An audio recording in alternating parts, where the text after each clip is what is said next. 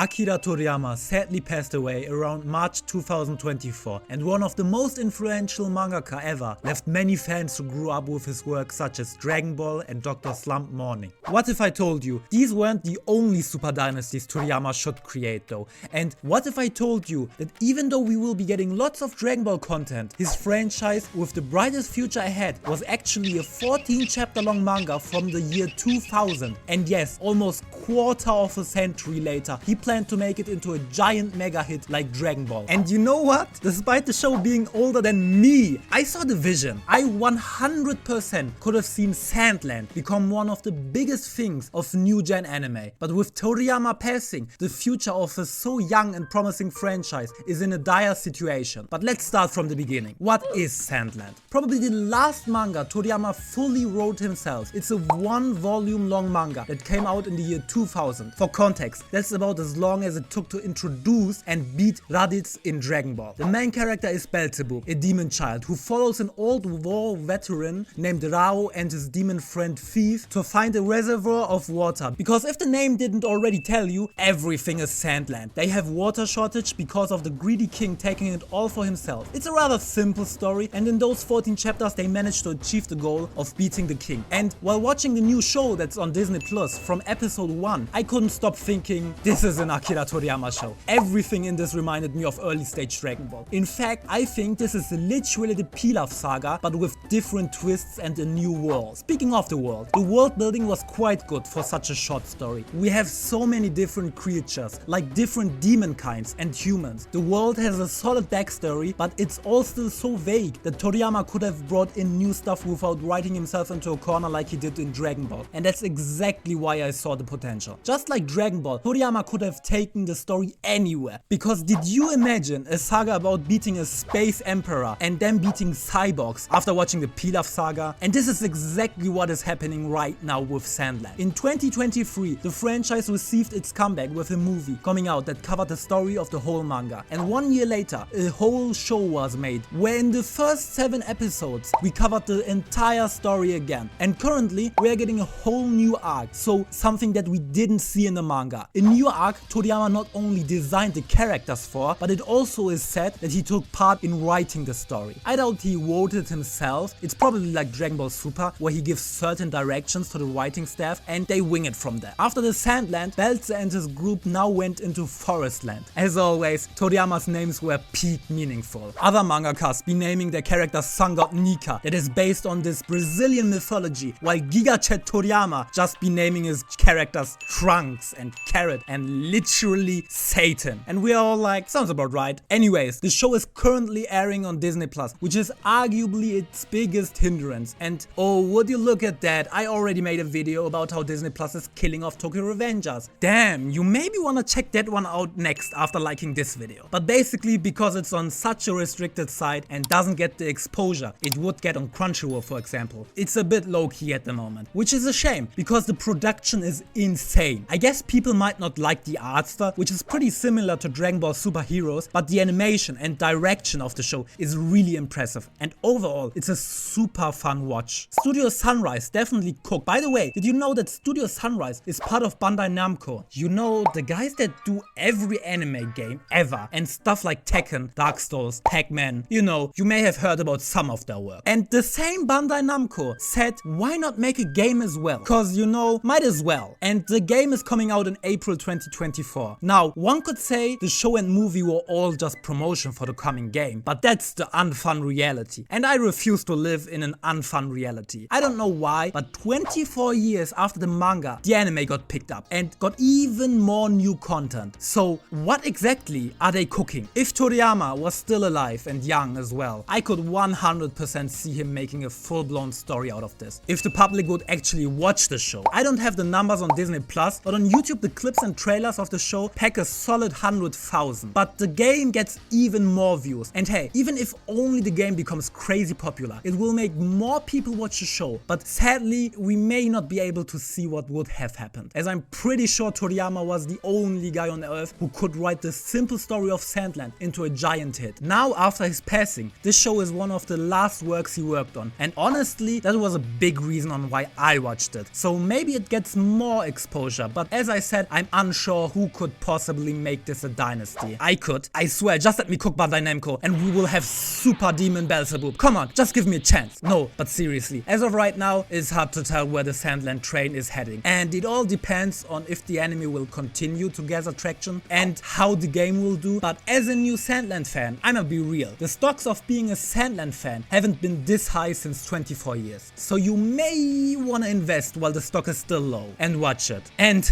if you're already investing in low stock, why not invest in me as well and subscribe? Okay, bye!